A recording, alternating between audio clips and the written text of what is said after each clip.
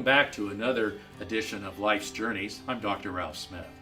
You know, one of the things that's exciting about this program, and it's one of many things, is the fact that we can explore other people's lives, find out the challenges that they've actually had to go through, and then maybe give them a little advice toward the end. And that's what makes this show so special.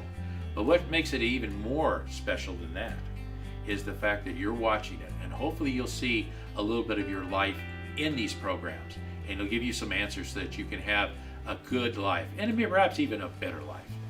Well, what we're going to do in this show is very difficult, and I want to caution our listeners that we need to really have this show for mature audiences. So if you have young family members around, or you have impressionable young kids, this might not be a show we want them to watch because it might raise more questions than answers. But for everybody else, and I hope that includes you, this show is very special because we're going to go and explore a life of Juliet, who had a tough upbringing as a child and dealing with a lot of challenges between illnesses involving her mother, drinking issues with family members, the whole works. And yet somehow she was able to work her way through all of these challenges. Now, what I'd like you to do as we move into that segment is picture yourself in Juliet's position, and then ask yourself, if you're not in that position already, ask yourself, what would I do? And hopefully in the conclusion of this segment, we'll be able to give you some answers. We'll be right back with Juliet as we discuss dependency and how families need to intervene so that the outcome is a positive one. We'll be right back.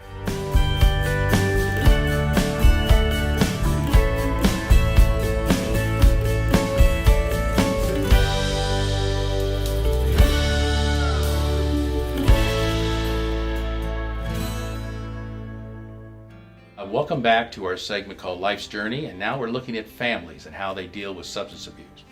Julia, thank you for coming in. Hi, thanks.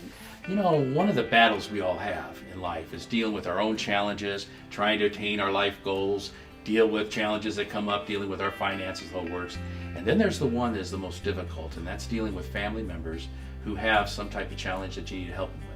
And although there have been many shows made, and very popular shows about interventions, you've got Dr. Phil, you've got a lot of these different shows, it's not quite as easy as it seems when you're actually in this situation. So we want to thank you first of all for willing to share with us this. But I hear that you've been involved in having to get involved with a family member who has some challenges. And I'd like you to share with our audience a little bit about how it happened, why it happened, and then why the family members had to intervene. Which family member do you want Any to talk family member you want to talk about. Well, we don't want to mention names now because our lawyer is already busy enough, so we don't want to mention names. So in my family, it's kind of a, what year is it, what problem is it? I don't know. I feel like a cliche, you know, I'm the daughter of issues, basically. My father was a big user. He drank a lot. He would make a drink to go to the store to buy more alcohol. Wow. So he would have something with him. His number one saying was, as long as you've never seen me do it, you can't testify to having seen me do it. Wow. So Talking about being defensive. Right. The top drawer in his desk was usually locked, depending on who was over or what he had going on. And so that takes its toll on everybody. My mom had to work extra hard, and my brother grew up to be a little my father, and it's causes some pretty big rifts, you know. Did your father ever admit to himself or to family members that he had a problem, or he acted that's a daily routine, like getting a cup of coffee before you go to work? Yeah, no, there was no going to work, but it definitely was a daily routine. And there was a couple times that we, you know, sat down with him throughout my life. You know, I can remember being a teenager and trying to talk to my dad about things, and then of course he would, it's not me, it's you. Sure. You know, so. That's what they refer to as transference. And whenever you confront someone with a challenge or an issue they want to discuss, their transference is to move that ball down the field a little further. Right, I call it shifting the spotlight. Exactly It gets too hot, and all of a sudden it's like, well, why are you even here? Right. Why are we even talking about this? What are you even doing here? So that's fun. It begs the obvious question, and most of the patients that I've taken care of in all the years that I've been practicing, they like to refer to it conveniently self-medicating. Mm-hmm. That's kind of interesting how they refer to that as self-medicating, since Right. obviously there's no prescription involved, no doctor guidance. I guess you just play your own doctor. It's a lot Right. cheaper that way. But one of the things that you have to ask yourself when you look at your dad's situation is the genetics, and we've talked in previous programs about that. Does he realize he's an alcoholic? Is there a genetic link to that? Or is that just something he defers to whenever he would feel like he was under pressure, for example? I think it was an ultimate safety net, almost. His life plans kind of took a hard right, and so he just was caught by the net, you know. He woke up in the morning and he would shake. I don't know what's wrong with me.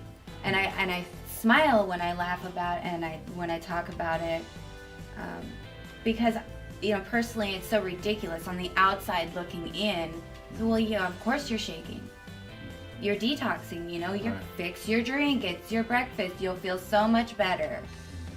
So it's almost a defensive mechanism to be cynical about the situation, because if it's his own contained evil, then it's like it can't really affect me. What indirectly doesn't affect me shouldn't directly affect me. Even though that's my family, it's still at arm's length.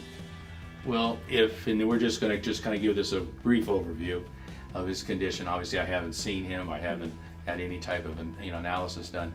But if he's having the shakes when he wakes up in the morning, and he finds the urges for it to carry on his basic life, then indeed he's an alcoholic. Right. And in being an alcoholic, there's a lot of controversy about that, but it's a disease. And although it's not treated as such would be with cancer or heart disease or some other diseases that we face, it's a disease. Mm-hmm. So of course that does beg the question then, did he ever seek any help, or was he just constantly in denial? Right. The help didn't come from my father. I don't think it ever will come for him. My brother has been involved in health programs. He did the Salvation Army rehabilitation program, where it's almost locked down, Right. but you're free to like work, and that was really good. Of that came the Serenity Prayer and his 1-year chip, and what is that, the phrase that they use? One drink isn't enough, but one drink is too many and 100 isn't enough. Yes. Right? That's another excuse. That's Right. basically what it is. Right. But he achieved a 1-year chip even though they knew that he had been drinking and all that, or did My he hide brother it very well? stopped drinking. Did your brother stop drinking? But he really was able to hide it? He totally stopped Okay, drinking. good. He just substituted other things. Okay. So he was clean of alcohol, but he weighed less than I did. Wow. You know? So he just changed his dependency to something else. Right. Because those 1-year chips are hard to earn. They are. I mean, And the that's- scrutiny they're under, I mean- that's an amazing accomplishment, especially if you have the genetics that are tied behind it. Predisposed, and yeah, absolutely, and that's no lie, that's an amazing feat. However, if it's just traded in for another evil, how is that like something to celebrate, you know? No, it's nothing to celebrate, except for, at least in your brother's case, he was admitting that he had a problem, and going through that process. At first it's a little bit embarrassing, but then after that you start settling in. I'm not a huge proponent of AA, or NA for that matter. I am, in a position that is watching people develop through it. It's better than nothing. And a lot of time family members mean well, but if they don't have the proper tools, it's very hard to do any type of intervention that's successful, because they don't look at you as a person that is a professional trying to help them. They look at you as them, basically you telling them what to do. Right. And in the case of an authority figure like a father, that's extremely difficult. So, but let's finish with your father, and then we'll move on to your brother on that. In your father's life, and having to drink that much and having the shakes, which basically means if he wasn't consuming when he was asleep, which is pretty obvious unless he was taking an IV. Right. But he wakes up with that type of shakes. That means, his dependency was huge. Yes. So how did that affect his life? How did it affect his life of being a good husband, being a provider, being a father, being a member of the community? I mean, all these vital roles that technically, and I'm not being sexist about it, but technically he should be filling in and doing that. What did he do? Did he just exist? Yeah, he barely existed, actually. He had his own room because I think my dad gave up on life around 1993. He had been, the hero, a firefighter, a great influence, all of the major father figure ideas, and then something happened and he went to jail and he lost the job and the house and the pension, and we moved, and my mom stayed with him. She's a very strong, stand by her man, situation type of woman. So after that, it just became like a string of messing up and going back to jail. And years later, he would become the guy on the couch. We sent him to his own room because he drank so much. He had a scent, No, when you're an alcoholic, you basically secrete alcohol through your pores when you're that. And a lot of alcoholics, they'll try to use mouthwash, they'll try to use men's cologne, maybe women's cologne based on their point of view. He tried but the to point smoke is, cigars. well, yeah, they do everything. Like, and when I say women's cologne, I don't mean that to be facetious, but they do everything they can to cover the perceived odor. But what they don't understand is the odor is not coming from their mouth like you use mouthwash for. It's actually coming through all their pores, because the body can only absorb so much alcohol and then start secreting it. And it's the same thing with pot smokers. You can tell no matter how many times they wash their clothes when a pot smoker comes, or for somebody that does something illegal, like for example smoking cigarettes. They carry the scent of cigarettes wherever they go. So there's certain telltale signs. Now that of course raises the question that if he was not able to work, and I assume he went to jail because of DUIs, is that why he went to jail, or what caused? Depending on, it's kind of name the situation. He went to jail for a DUI. No, maybe not. He was the type to walk down the street with a loaded weapon, or Yeah, I understand. Run over the guy who owed him money, or with his vehicle. Well, if he's drunk or operating with that, he's not working with a quote waking mind, as we call it in the industry. Right. So that was my father growing up. Did your mother or any family member suggest, and I mean just suggest, I don't want to get too deep into your story, but just suggest that maybe he should get a medical exam, that maybe there's an outlying pain issue, that maybe he hurt his back, or maybe he had severe headaches? A lot of times when you have medically induced issues that require pain control, instead of investing in the proper medications, people think they can find it in the bottle that is cheaper. Right. Was there any issue like that at all? Not that I remember. No, he was pretty well taken care of. My mom worked full-time jobs to support the whole family. He had spectacles that he lost, and he had, his teeth that he didn't wear, and he had everything you could want in his own bedroom to boot. Wow. But the question that I really is the key question here, the hero. Is your mom a hero because she did this, or do you think she was an enabler in putting up with this? My mom was a martyr. She died trying to support everyone. She was so in over her head. My dad was the guy on the couch, so he did nothing. He thought it was okay to walk to the store barefooted type thing. My older sister has Down syndrome, so she's pretty well dependent on everyone. As well as she does on her own. She does, brush her own teeth when prompted, and that's tough. My brother was in and out of jail, had just gone to rehab, had just bounced back to mom and dad's house, and so by the time anyone knew mom was sick, she was, juggling so many plates that it was too late. It wore her down. So yeah, she died trying. That's a shame. Yeah. We focus in this segment and talking about how families deal with this, and one obvious area again is the area of intervention. And in order to have a successful intervention, normally you'll get a professional person who will kind of moderate it. You get family members to come in and share with them how much they love that particular person and how they're willing to help. Any type of episodes like that was tried with your father? I tried to ask him. I came to visit when I was probably 25.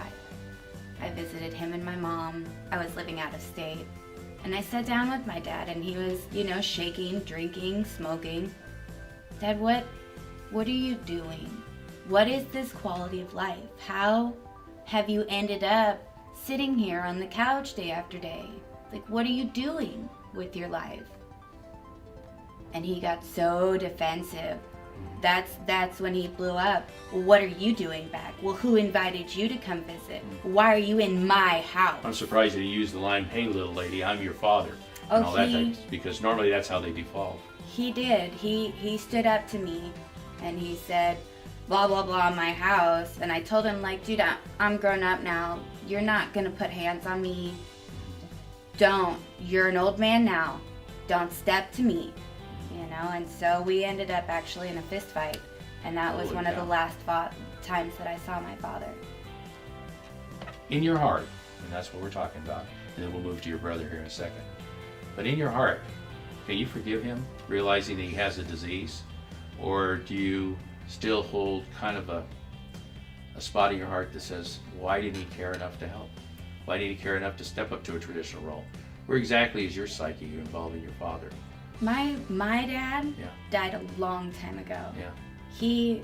When I was 19, we found out he had hepatitis. So I got the idea years ago that he was going, gone. He's asked me, do I look yellow? You know, all these telltale signs that he was 1 foot in the grave. My father's dead. The only way for me to find him is to find out if he's currently in jail. Mm-hmm. So, from time to time, curiosity gets the best of me. And I do. I'll get out the iPad and try and see where my dad is. But Right. yeah, he's not on my mind. Well, what you're looking for, this is not meant to be a session to help you necessarily, but just share with our audience, you need closure. And you need to probably go move forward in your new life, because obviously you know the kind of life you want to have. Right. You know the kind of life you want to lead. And when children enter the picture, you obviously will know through no greater lesson than you could ever learn in any book of how important it is to be a good role model. I know exactly what I don't want in life. And I had the opportunity to tell my mom that not only did I learn from what they did, but I learned from what they couldn't do. Right. And because of that, I'm a stronger person. The holidays are a little less family filled, but I think they're fulfilled. Ultimately, after searching through all the wreckage of life, you're trying to figure out how to stand on your own and who that person is. So that, I think, is the point that I'm at now. Well, we have a saying at Jenny Marie, and it's the last book I'm writing. I've written 3 books, and this is my last one, because I'm getting too old myself writing these books that it requires a lot of work. And my executive producer works me so hard I don't have time to write hardly. So if you know what I mean. Yeah. But it's called Don't Live Life in the Rearview Mirror. And to me, this being my final book, the reason I'm writing it kind of encompasses the entire 28, 30 years of working with people and finding that a lot of people have problems with that issue. Is they try to live life and they're always looking in the rearview mirror. Now, if we drove our cars and we did that, we wouldn't have to drive cars anymore because we'd have our license gone. Right. But I find it's valuable, and hopefully you would take this as just as a piece of advice, that if you take the theory of don't live life in the rearview mirror, realizing a couple basic facts. Number 1, you cannot relive yesterday. Right. It is gone. And whatever part of today we have available at the time of this filming, you can basically control that somewhat. But you've already got up and spent a few hours this morning being up and at it. But tomorrow is like a new oyster. You have the total control. Right. I use the same example about living life in the rearview mirror. If you learn from those mistakes, either mistakes that you've made or you've seen others make, and that makes you a stronger person, and maybe gives you a more well-defined field of what's right and what's wrong, because we all have to make those choices, then indeed you do that. And you move on. And you put all your efforts and hearts and dreams and everything that you have inside your soul to move forward and to look forward to what tomorrow will be. And being young as you are, you have a bright future ahead of yourself. And you got to do those things, because if you constantly look back, you're going to have a problem, because you can't deal with today. Now, in dealing with your brother, how did he come about all these issues? He is my dad incarnate. Oh boy. I blame my dad for who my brother ended up being. They bonded over substances because, well, if you're doing it with me, then you can't tell on me. Right. So my brother, as a teen, was participating in things far beyond his years. Unfortunately, you can see it on him. Do you resent him for that, for doing that? And that's hard to answer, because I can remember when my brother was my best friend. Mm-hmm. It's just very sad. Because if you do, realize that, well, who was his role model? Right. You know, men tend to find the role model of their father and work in his same images. You can see it throughout people's lives. If their fathers were law enforcement officers or firemen or whatever, they tend to follow in the same career path. And you know why they do that? They do that because they want to impress their father. And as crazy as it sounds, and I'm sure this is probably the case with your brother, especially in those formative teenage years, he probably wanted to do one-upsmanship. Yeah, I can see that. It's amazing how people will do that. And if that's all he knows, and I don't know what influence he had with his friends, if he had friends that drank and did all those things, but those things are all reinforcing behavior. And all of a sudden they wake up and they get into their 20s and they start thinking about their friends down the road who cleaned themselves up and went on to school or built a career, found a beautiful woman, decided to marry that beautiful woman, have children, then start planning for their success. And then before you know it, you wake up and you got gray hair, you might be missing a few teeth, and you say, boy, where did the time go? And then you got those grandkids, or what I refer to as the rugrats, clawing at you. Come on, Papa, come on, Papa. Right. The cycle of life never ends until you finally leave. So out of those experiences, very personal experiences, realizing what your mom could have or maybe shouldn't have done or could have done, all those things behind, and again, we're going to put those in the rearview mirror. Right. Because the street light's ahead of us now. Right. It's not behind us. The one behind us, Those are we're already through it, done. babe. We're done. Yeah. But looking at it, how does it change your life? What do you do as a young woman ready to engage that new life of building a family and building your career and being able to do all the things so you can look forward to having grandkids like the good doctor? What has that done? How's that helped you? It took a little while to wake up, after the smoke settled. Mm-hmm. It's like, well, who do I want to be? Mm-hmm. Do I want to follow in the example? No, not really. So it makes me more selfish, unfortunately. Well, wait a minute. Not selfish. Do you tend to be more self-protective? Yeah. Do you have a little less trust? Maybe the trust has to be earned? Shorter fuse with people. I'm trying to be real polite Yeah. here. Because, see, that still shows another example, and it's not about you in this section. But that means you got to bring closure to it. Right. Because you know what? You didn't have any choice of any of those things. They're just like watching a movie and watching every part of that movie flashing by. And you're always wondering, if you think like I do, what's going to happen at the end of the movie. And it's all building to the same situation. And all of a sudden you're at the end of the movie, and boom, everything happens in 5 minutes. Your life's somewhat the same way. You can't control how your mom reacted. It is what it is, though. But there's nothing you can do to change about it. Right. Except you realize that if that's bad, and obviously you had to experience it, it is, then you don't want to repeat that mistake by having a partner that's going to resemble those type of behaviors. Because that's something you do have a choice over. Final question on this type of situation. There was no professional intervention because we're doing one-on-one. You're always going to be the kid. It doesn't matter. Right. And again, I'm talking about your dad in various stages, diseases, whole works. You can't change any of that. That's done. And if you go to your father and try to help, even though you might have the best intentions, you're still going to be that little girl. You can grow up and be a big girl and have 6 kids. It doesn't matter. When he Right. looks in your eyes, and I can tell you I've got 2 girls of my own, I still see the little girl, even though they're all grown up. So with that all in mind, what would you have done if you could have total control? Let's say the good Lord gave you a magic baton that you could just touch your mom's shoulder and have her do exactly what you wanted. What would you have had her do differently? And how would she have done it?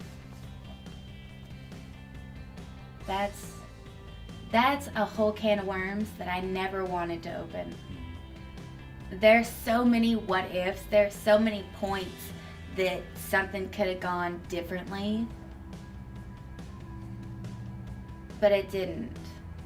And trying to reimagine how life could be is so painful. Then let me help you with this, and then we'll bring this session to a close. I'm going much deeper than I planned. I've dealt with a lot of people in my lifetime. A lot of people with problems, a lot of people with no problems, a lot of people I just interface with in the different things that I do. That has nothing to do with being a doctor. And I have seen very few examples of people like your mom, and I'll tell you why. And this is from my heart to you. Most women wouldn't put up with that crap. They could have grabbed you, thrown you in the car, said, we're out of here, and you could have had a life of all these different homes, different guys coming in and out of your life, because that's the easy way out, okay? A lot of women would have fallen backwards and say, okay, I'm going to stick with this bum because he's the father of my children. But you know what? If he can lay on that couch, I can too. And just go ahead and get all the support programs that society has to offer and then be raised in that kind of, life. Right. You could have had a mom who could have taken off and disappeared. Because in this world today, it's not like the 1950s when women stood by their men. And of course, there's a lot of nice country songs that tie to that. And they just take off. They say, you know what? I don't need this. And they abandon everything. And can you imagine if she had done that, which a lot of women I work with do, then you would have been left there handling that mess. And you would have to ask yourself, did you really buy into this? Because most people take the attitude, unless there's some secret I haven't been made aware of in my life, we never asked to be born. Right. We're born. Right. And we deal with the situations we have, we pick up life skills, and then we always hope to do things better. You do what you can. That's right.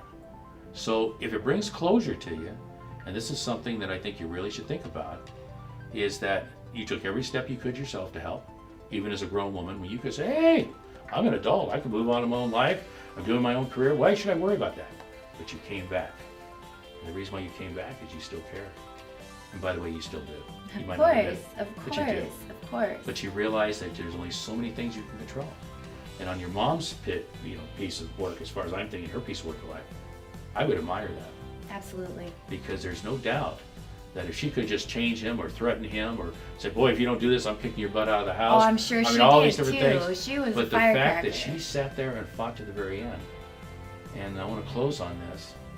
And you know why she did that? She did it for you, your brother, And because my she knew that she had a greater job than your sister.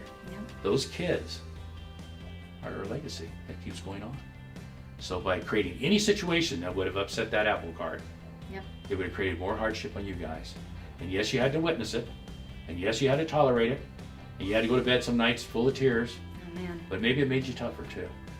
But the fact is, she didn't run away. Right. And that is an incredible accomplishment. It really is. She was an incredible woman. And it sure sounds like it. Sounds like you're well on your way too. All right, we'll go ahead and end the segment with that. But the main thing that we're trying to take part of these stories and dealing with very, very personal issues is that these give you examples of what you can do, perhaps things you shouldn't do, but the most important thing is seek the professional help. Take that pressure off you, and I know everything costs money in the world, but get some professional help so that you are a player in the game, of supportive player, rather than trying to direct the efforts. Because when you have delicate family relationships, they're very complex. That requires the help of a professional. Let's go ahead and take a break.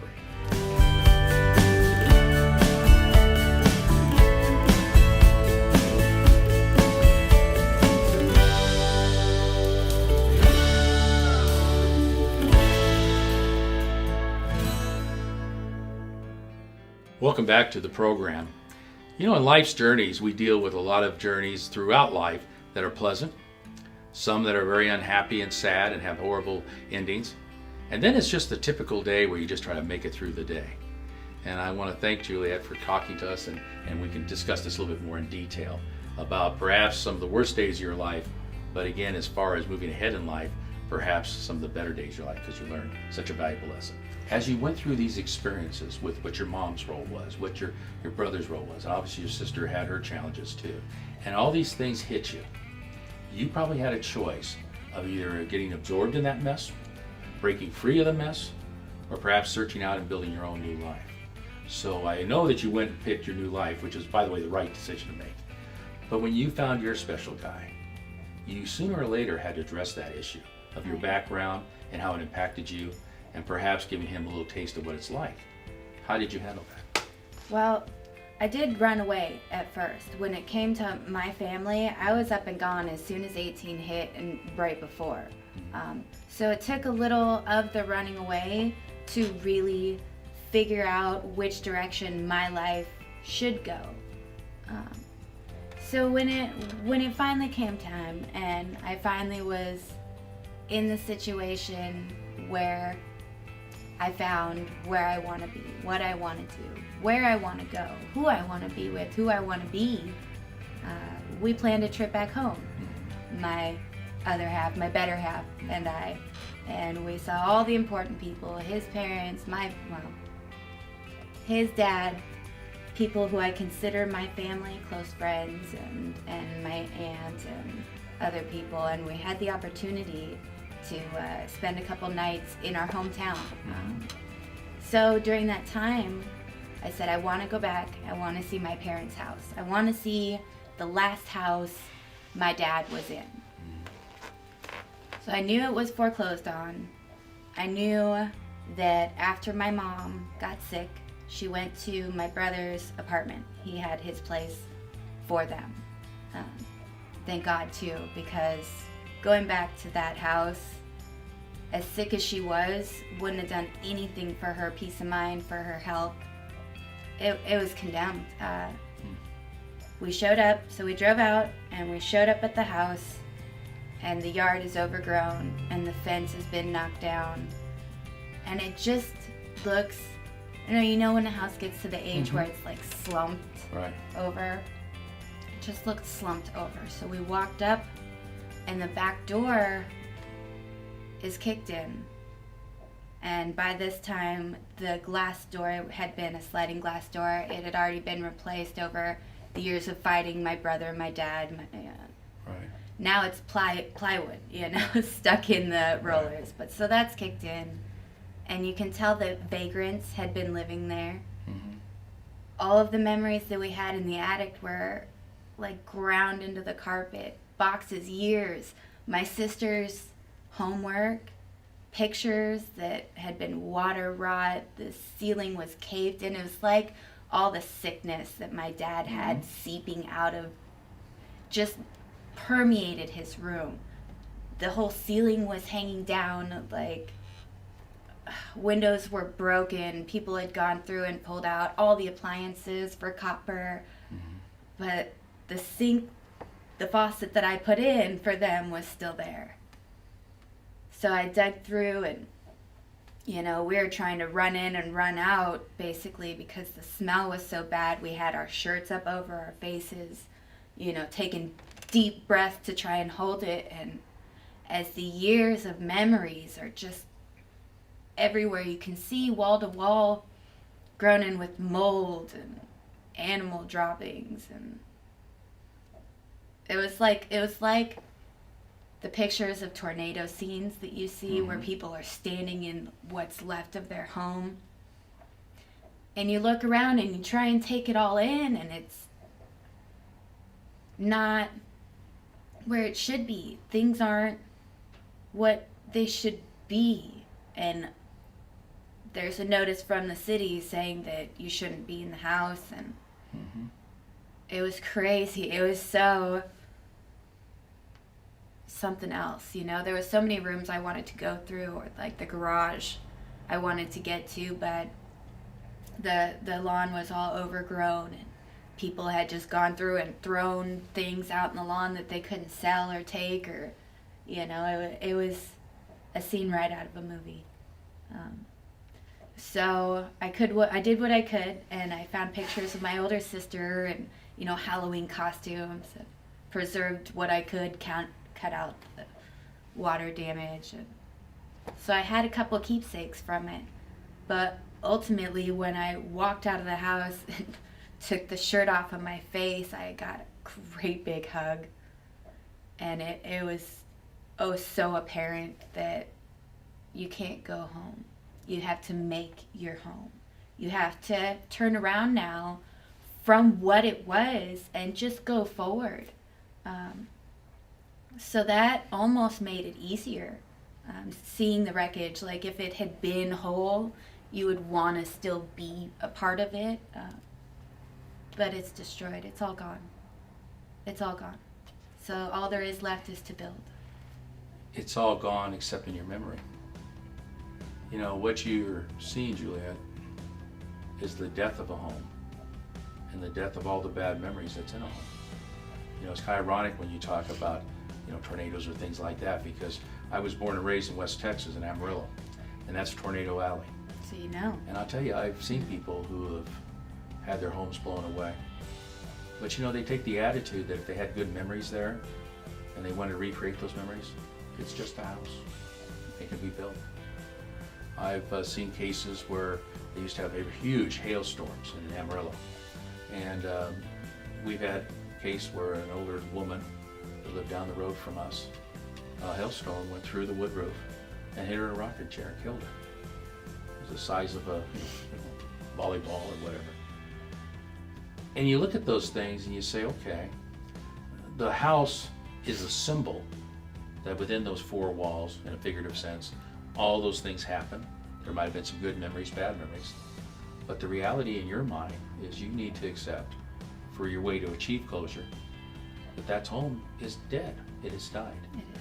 And the vultures who come in afterwards just to get shelter from the rain, Yeah. or whatever reasons, that's really a side issue at this point. Because when the family left, for whatever means they left or reasons, that home became a house. And the house is only a material thing. And I can tell you that in some cases where in spousal abuse, which is not our subject today, but just to give you an idea, people talked about that Farrah Fawcett Major's, movie where she had the burning bed. And the reason why the bed was burned was not just to kill her husband, but the memories of what occurred in that bed. All the abuse and everything occurs. Well, if you extrapolate that out and you talk about your home, you can't have fond memories when you see a home and you realize all that, okay? All the bad memories. So you did the right thing by going there. You did the right thing in sharing your future and your role of the new man in your life. But more importantly, once you did it, it's done. You pick up a few of the keepsakes, Yeah. you never go back again. No. And even though it would have been illegal and then both of you would have been arrested, Right. you probably could throw a match on that thing and burn it to the ground and really be easy. That would be But now it's some gone. kind of closure. It's dead, Yeah. and you've got to move on from that. Now, the valuable lesson that you've learned here, and this might not be appeared to you until long after I leave the earth, but when you raise your young daughters and things, is you might share those memories in a very, very light sense. Don't do heavy duty, Yeah. but very lightly cover it, so they know that when they pick their special person in their life, that they are a little bit more selective, and that's the nicest word to come up with. Right. But it's good you did that, and it's good that you gave your sensitivity in that you wanted to go back and see it. But it also should bring you closure, because you realize that's no longer your house. No. It's a home when you have love and you have cherished memories from it. That's a home. It's a house when you're just doing it, you're going in there to either be safe or keep the rain from hitting you in the head. Right. Okay? Right. So consider that a good step in closure. And put it behind you. Because the life that you can create now, not only within yourself and children, but your new life is built starting today, not yesterday. Right. All right? Well, that's a good start for closure. Well, thank you, Julia, for coming aboard and sharing those very personal, not memories. I hate even to use the term memory in that, but the personal experiences you went through. And in dealing with those personal experiences, Juliet, again, thank you for sharing the depth of that. We're going to come back and I'm going to give you perhaps some solutions so that you won't have to go through a lot of the pain that Juliet went through. We'll be right back.